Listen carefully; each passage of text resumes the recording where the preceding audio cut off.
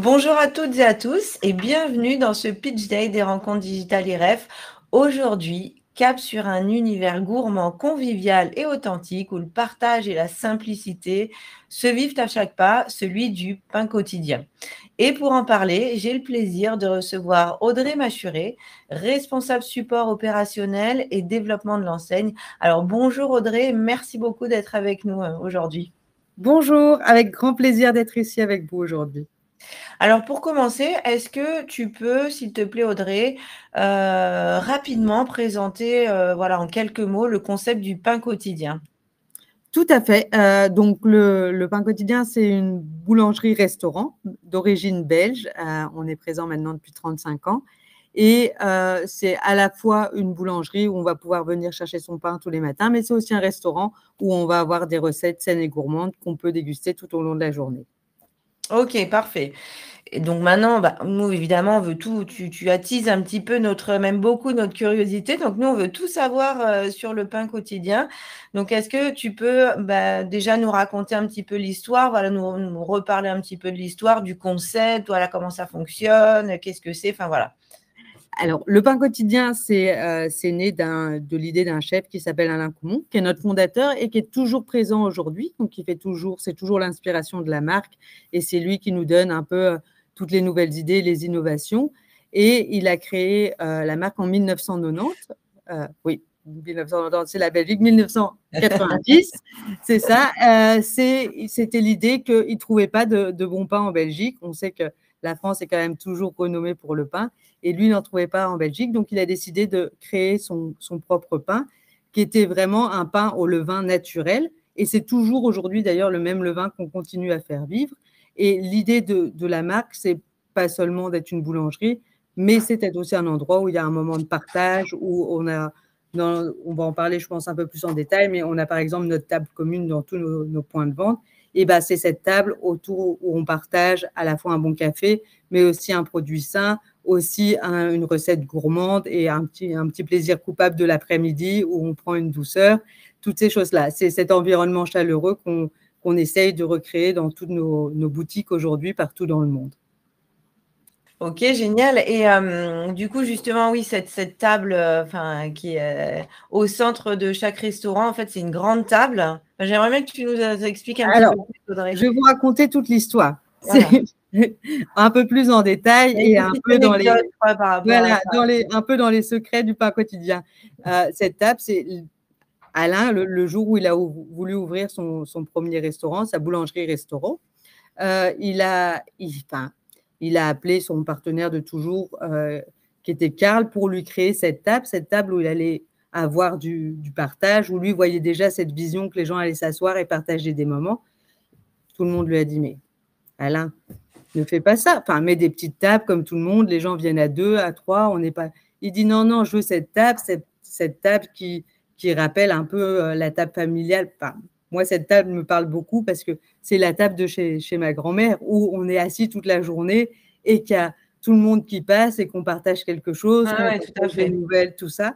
Et c'est de là qu'est née cette table. Et c'est vrai qu'il a vraiment insisté pour avoir, dès le premier jour, cette grande table commune.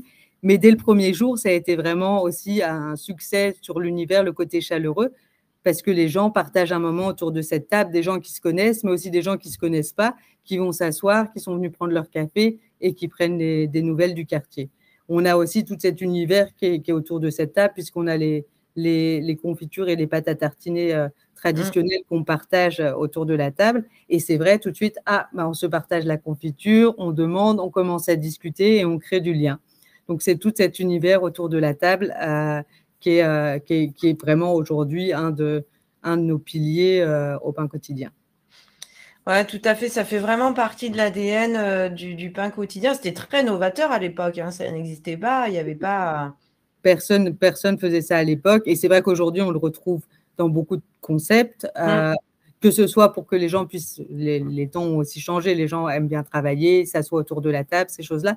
Mais cette table est toujours restée. Et pour la petite histoire, il y a des pains quotidiens dans le monde où même des gens qui ne sont pas forcément des amis ou qui ne sont pas forcément… se retrouvent autour de cette table et partagent un moment et créent vraiment du lien. Sympa. Oui, non, c'est vraiment on le voit en fait, on le voit et selon certaines parties, c'est pas pareil partout dans le monde, mais il y a vraiment ce moment de partage qui se crée autour de la table. Et dans certains points de vente, par exemple, typiquement au Mexique, ça va être plus les grandes familles qui se retrouvent le week-end, qui viennent échanger. En Europe, on va être plus sur les amis qui viennent prendre un brunch et partager. Et il y a des villes aussi, si je peux citer Liège en Belgique, les gens viennent vraiment pour créer du lien autour de cette table. Et c'est formidable parce que des gens qui ne se connaissent pas vraiment deviennent amis autour de cette table commune. J'ai aussi des gens qui disent « Ah, moi, j'ai rencontré ma femme, j'ai vraiment un lien avec la marque. » Je suis là, c'est quand même beaucoup, mais c'est ça qui est très chouette autour de cette table. Ok. Donc, comme tu dis, je rebondis sur ce que tu viens de dire. Donc, il y a plein de restaurants, boulangeries en fait dans le monde aujourd'hui. Il y en a combien dans le monde et combien en France actuellement? Alors, on a eu un développement qui a été un peu atypique, je veux dire, parce que c'est vrai que la Belgique, dans les années 1990, c'est fort développé. Et puis, plutôt que d'aller en France, on est parti aux États-Unis, qui a été un peu le rêve américain où on s'est beaucoup développé, qui est toujours un très grand marché pour nous.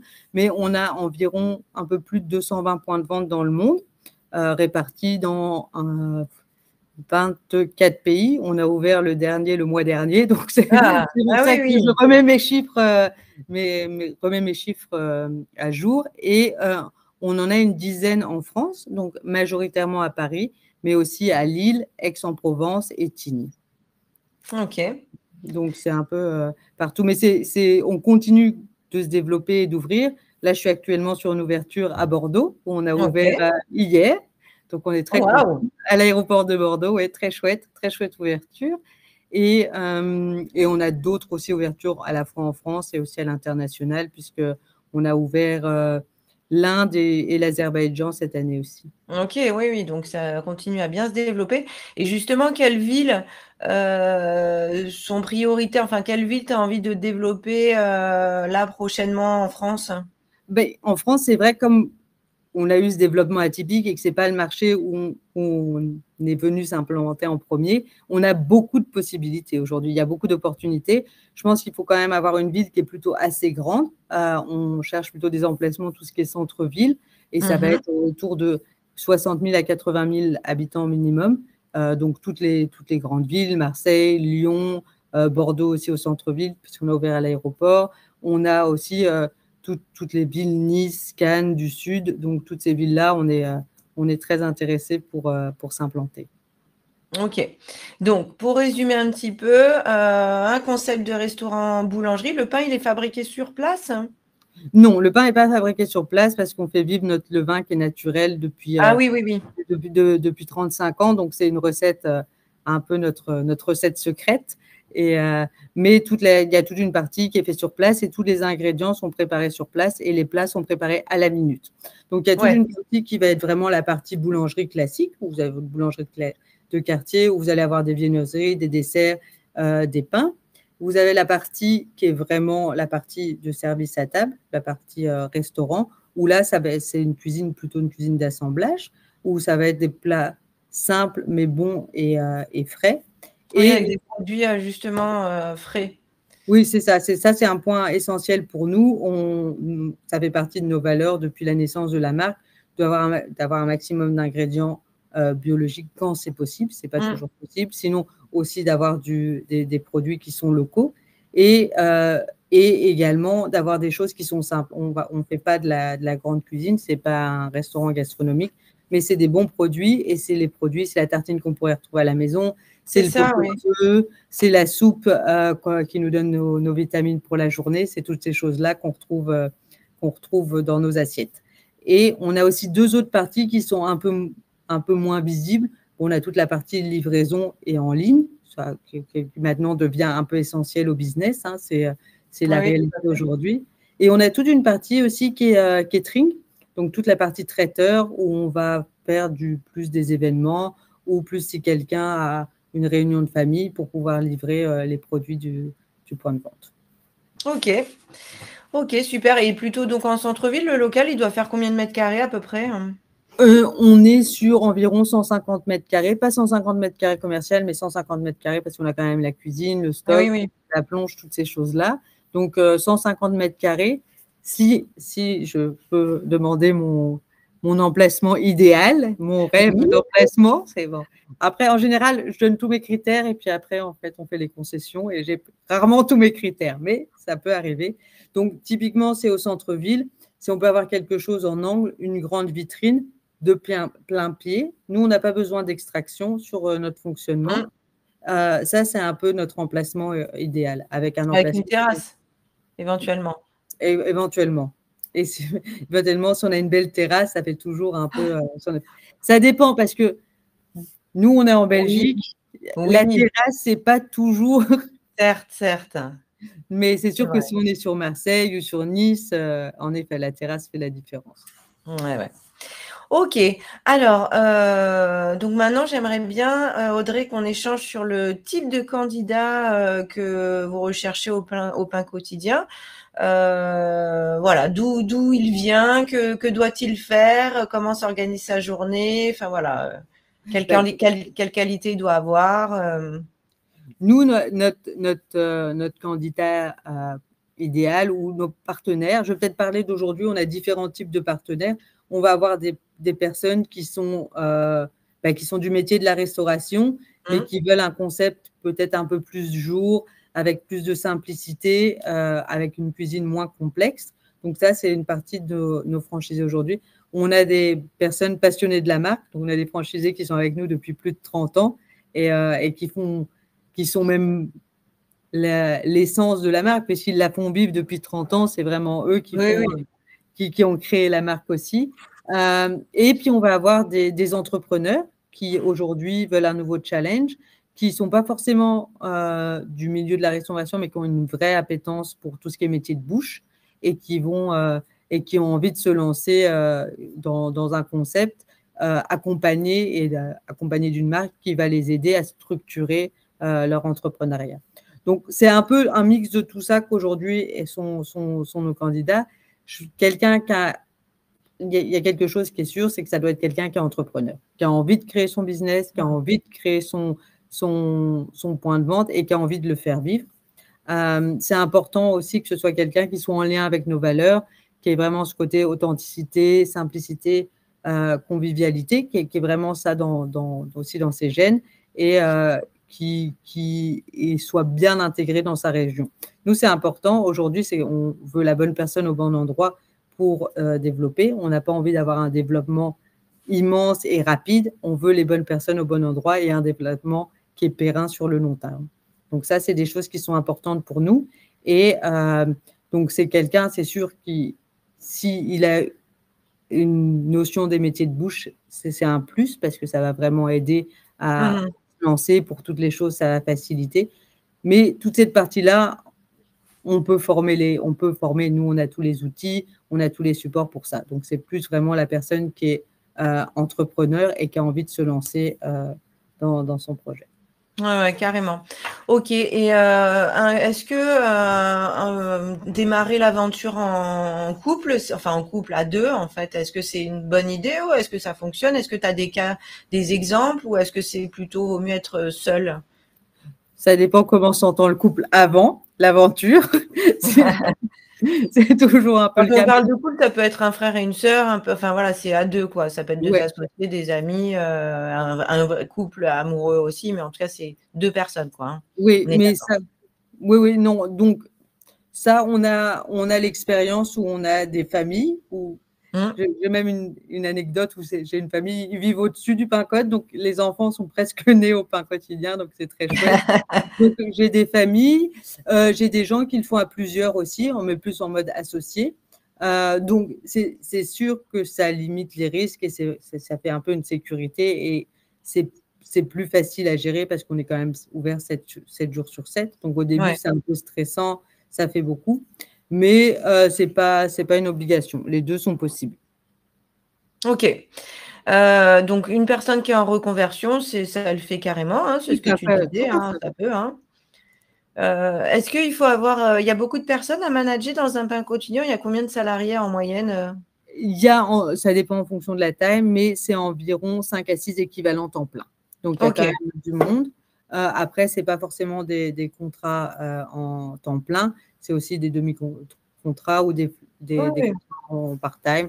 Donc, voilà, ça fait, mais en équivalent temps plein, c'est environ 5 personnes. Ok. Est-ce qu'un profil purement investisseur, c'est une personne qui peut t'intéresser aussi? Ou pas du tout? Il peut avoir une personne qui est purement investisseur, mais il faut qu'elle se fasse accompagner d'un opérationnel. Sinon, il faut quelqu'un dans le point de vente qui soit là pour le gérer. Donc, ça dépend, ça ne va pas être la même structure. Si c'est un investisseur qui veut juste investir et pas forcément être accompagnateur du projet, alors il doit être avec un opérationnel qui, lui, ça peut être un manager, ça peut être un partenaire, ça peut être un autre profil. Mais tout seul, il y a quand même une gestion importante dans le point de vente, à la fois sur le quotidien, les clients, l'accueil, toute cette partie-là, mais aussi tout ce qu'une société nécessite, que ce soit la comptabilité, la gestion du personnel, qui sont un peu invisibles au quotidien, mais qui sont quand même là. Ok. Et selon toi, qu'est-ce qui fait un bon ambassadeur du réseau Le Pain Quotidien? Il faut aimer le pain, premier point. Non, un bon ambassadeur, c'est quelqu'un qui a les mêmes valeurs que la marque, donc qui va les faire vivre au quotidien. C'est la personne qui est contente d'accueillir ses clients, qui va vraiment être le visage du point de vente et qui va le faire vivre au quotidien. Ça, c'est vraiment ce qui fait la différence. Et quand je parlais tout à l'heure de certains franchisés qui sont avec nous depuis 30 ans, ben, c'est l'image du pain quotidien, vraiment. Ouais, carrément. Alors, maintenant, Audrey, est-ce qu'on peut évoquer le côté un petit peu financier? Combien ça coûte? Enfin, qu'est-ce qu'il faut avoir comme budget pour ouvrir un pain quotidien? Alors, nous, on parle toujours du projet complet parce que je trouve que c'est plus clair pour nos partenaires, pour les franchisés, de savoir combien ils vont avoir de leur enveloppe globale, à la fois pour le matériel cuisine, l'ameublement, la construction du point de vente, surtout l'ensemble. Donc, l'ensemble, c'est 400 000 € et ces 400 000 € vont englober ces différents points. Donc, le design, la cuisine, le look and feel du point de vente, toutes ces choses-là, mais aussi leur système de caisse, les premiers stocks, tout ce qu'il faut pour être bien lancé et commencer son projet. Donc, aujourd'hui, on parle de fonds propres de 120 000 €. C'est en général la part que les banques demandent pour accompagner le projet et on a des droits d'entrée à 35 000 €. Ok. Ok. Et alors, en termes d'accompagnement, qu'est-ce que vous proposez au sein du pain quotidien? Comment ça se passe? Si moi j'ai envie de démarrer demain, quelles vont être les grandes étapes déjà pour ouvrir un point de vente? Et puis combien de temps il va me falloir pour que je puisse ouvrir un restaurant en boulangerie? Alors, sur un projet, le moment clé est trouver le bon local. Donc, une fois qu'on a le bon local, jusqu'à l'ouverture, il faut compter en moyenne 6 mois, ce qui va être la préparation aux travaux, plus les travaux, plus l'ouverture. Sur tout le projet, nous, notre accompagnement, et c'est vraiment important pour nous, c'est du début à la fin. Nous, on ne veut pas ouvrir des franchises, on veut travailler avec nos partenaires pour faire vivre notre marque à différents endroits. Donc ça, c'est un point qui est important pour nous. Donc, on va être là du début à la fin et surtout après l'ouverture. Donc, il y a vraiment 3 grandes parties dans le projet.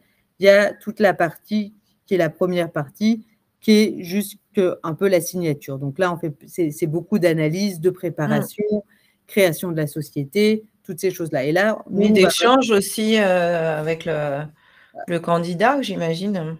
Tout à fait.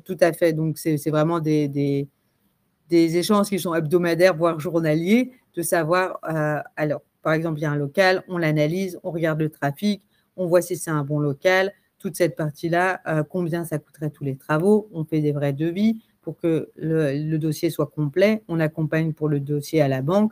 Donc, toute cette partie-là qui est vraiment la partie un peu préparation, donc plutôt une partie fort administrative, mais qui prépare tout le projet. En général, après, on signe, donc on a notre local, on a la banque et on a notre contrat de franchise. Et là, on a la période lune de miel. Donc ça, c'est la bonne période. C'est la période qu'on adore tous parce que c'est la période où on commence à vraiment faire vivre la création du point de vente. Donc on va faire le design, on va mettre ça là, on va mettre cette couleur, ça va être comme ça. Donc c'est le moment où vraiment c'est la lune de miel, on commence à se projeter, on a hâte, on voit le projet qui arrive.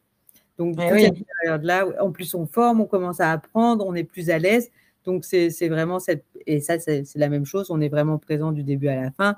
Ça va être, OK, on est présent, on fait les 3D, on regarde le point de vente, on ajuste, on contacte les partenaires pour avoir les devis, on fait tout cet accompagnement-là. Et puis, on accompagne aussi pendant les travaux. C'est des fois un peu quelque chose qui peut stresser les travaux parce que c'est vrai qu'on se dit, hey, si je n'ai pas de prise électrique dans mon point de vente, ça va être compliqué. Donc, on accompagne aussi sur toute cette partie et l'accompagnement aussi ensuite à l'ouverture. Donc, l'ouverture, nous, on vient avec une équipe, on est sur place et on forme l'équipe locale et on met le bon rythme pour que le point de vente soit lancé. Ce que tu es en train de faire là à Bordeaux actuellement. Exact. C'est ça, exactement. Et après, on a l'ouverture. Donc là, on est tous contents, c'est super. Et c'est souvent après quand même 6 à 9 mois qu'on arrive à ce moment-là, on est vraiment tous contents. Mais nous, ce qui est important, ça c'est bien, c'est ouvert, mais c'est d'être là après, parce que c'est tout ce qu'on va mettre juste en place qui va vraiment pérenniser l'entreprise. Oui, l'activité. Donc, nous, on a une grande présence les 3 premiers mois qui vont être une présence qui est plus hebdomadaire, de savoir comment ça va, où on en est dans les chiffres, comment on avance, c'est quoi les problématiques, comment on peut les résoudre. En général, après 3 mois, nos partenaires en ont marre de nous voir. Ils disent, c'est bon, j'ai ce qu'il me faut, laisse-moi travailler. Et là, on passe plus sur des réunions qui sont mensuelles et on rentre dans le suivi avec les autres franchisés pour créer vraiment la synergie entre nos franchisés également. Ok, parfait. Bah, écoute, je crois qu'on a bien balayé l'ensemble des questions. Bah, merci beaucoup, Audrey. Je te laisse conclure, je te laisse le mot de la fin. Oui, alors, nous, on vous attend. Si vous êtes entrepreneur et que vous avez envie de lancer votre projet, n'hésitez pas à nous contacter autour d'un café. On peut toujours voir comment on peut le concrétiser ensemble.